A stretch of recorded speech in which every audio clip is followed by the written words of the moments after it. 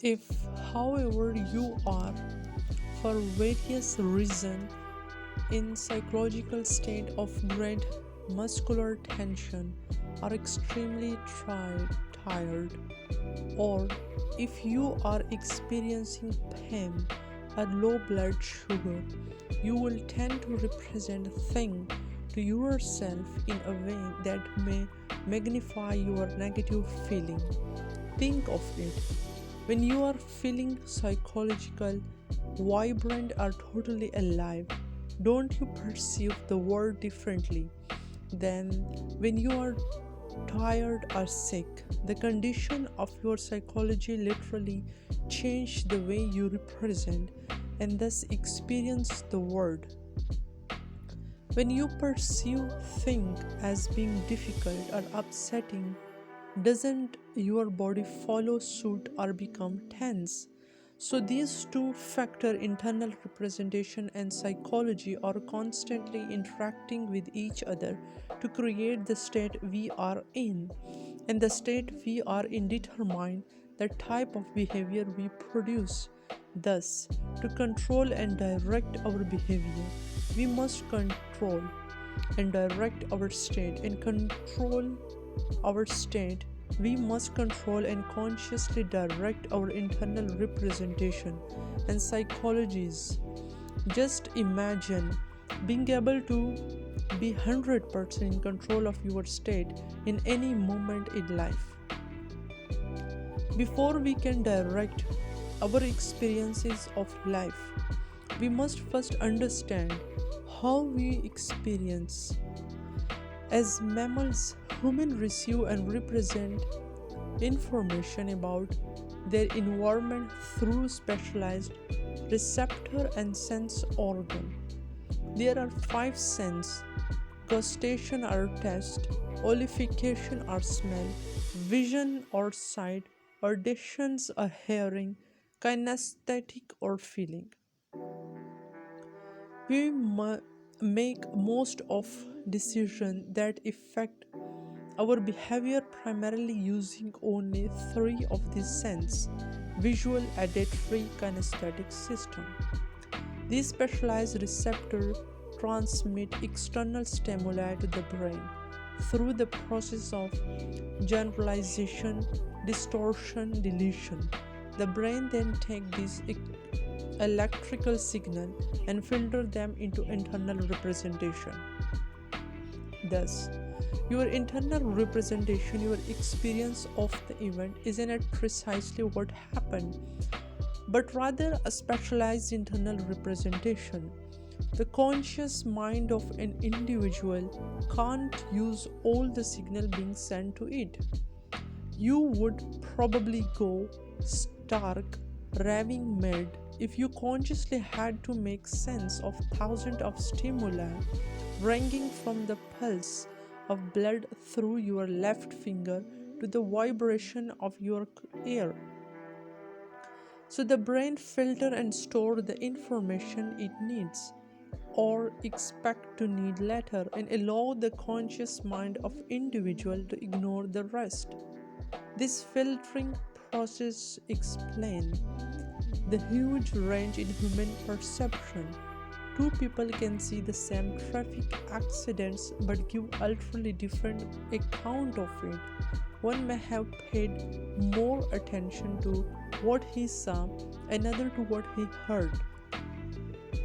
They saw it from a different angle.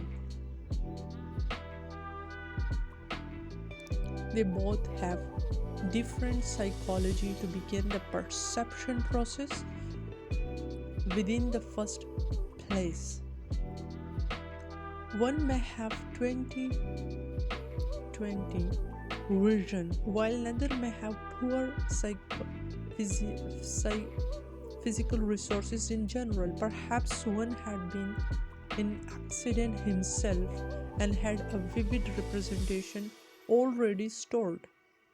Whatever the case, the two will have very different representation of the same event. They will go on to store those perception and internal representation as new filter through which they will experience things in the future.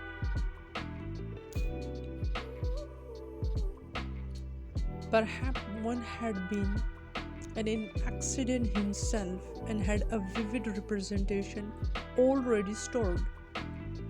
Whatever the case, the two will have very different representation of the same event, and they will go on to the store those perception and internal representation as new filter through which they will experience think in the future.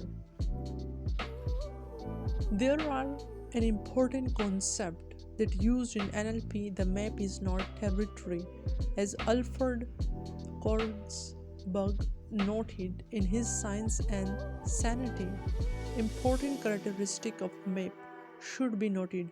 A map is not the territory it represents, but if correct, it has a similar structure to the territory, which account for its usefulness. The meaning for individual is that their internal representation is not a precise rendering of an event. It's just one interpretation as filtered through specific personal belief, attitude, values, something called meta programs.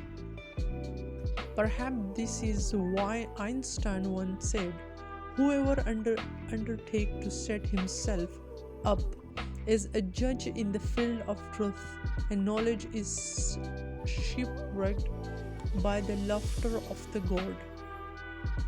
Since we don't know how things really are, but only how we represent them to ourselves, why not represent them in a way that empower ourselves and others, rather than creating limitations? The key to do this successfully is memory management, the forming of representation that consistently create the more empowering state for an individual. In an experience, you have many things you can focus on.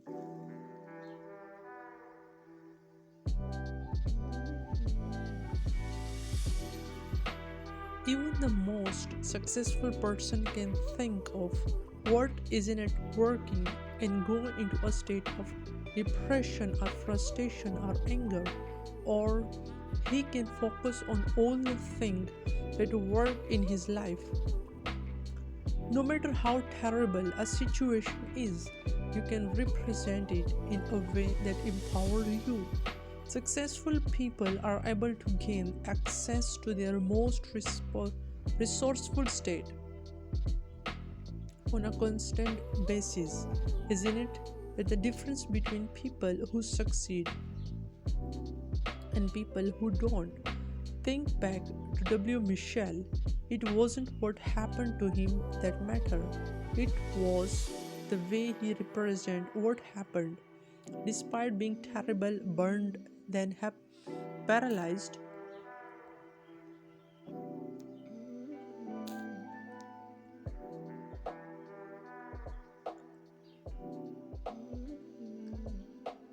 he found a way to put himself in a resourceful state. Remember, nothing is inherently bad or good. Value is how we represent it to ourselves.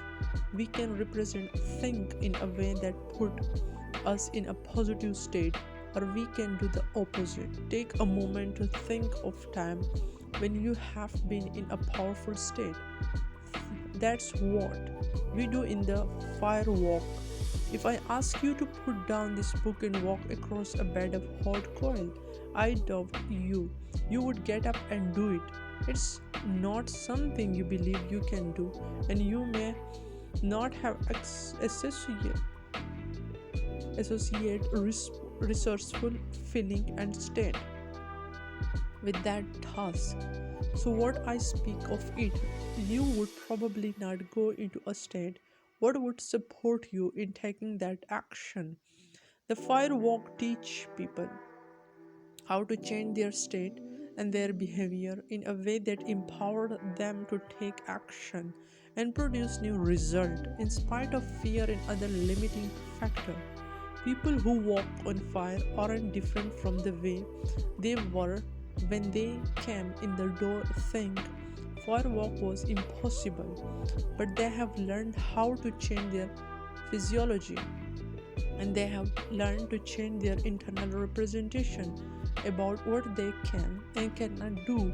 So their walk on fire is transformed from something terrifying to something they knew they can do. They now can put themselves in totally resourceful state, and from that state they can produce many action and result that in the past they had labeled impossible.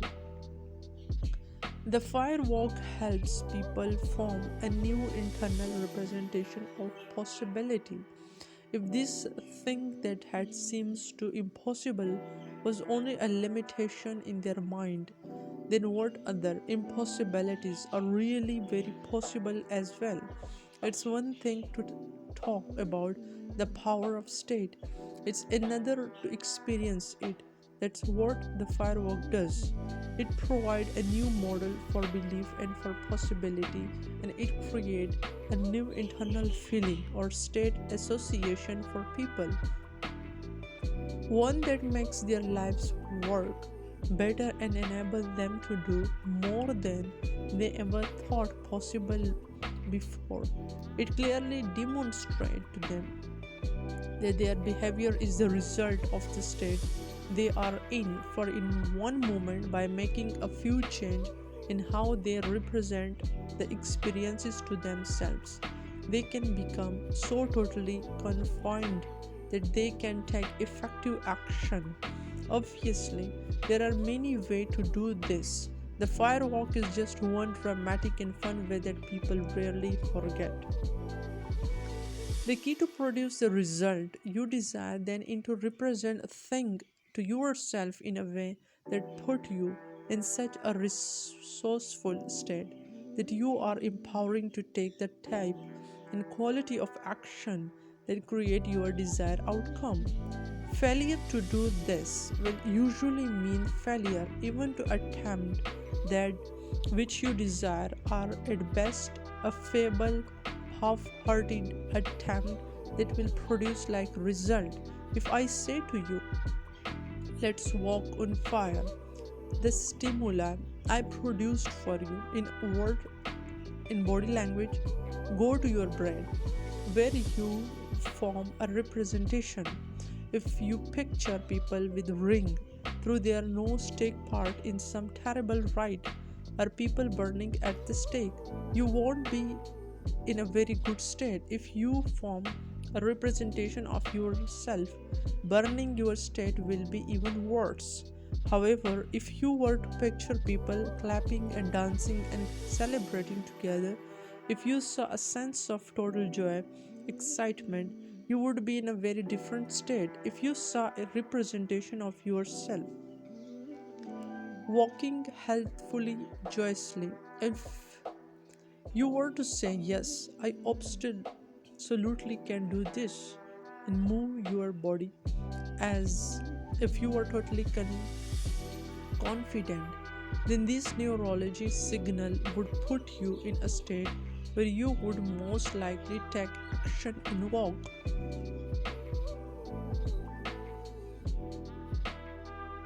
The same thing is true for everything in life. If we represent ourselves that things aren't going to work, they won't. If we form a representation that things will work, and we create the internal resources we need to produce the result, the state that will support us in producing positive result. The difference between Ted Turner, Lee Lecoq, W. Michel,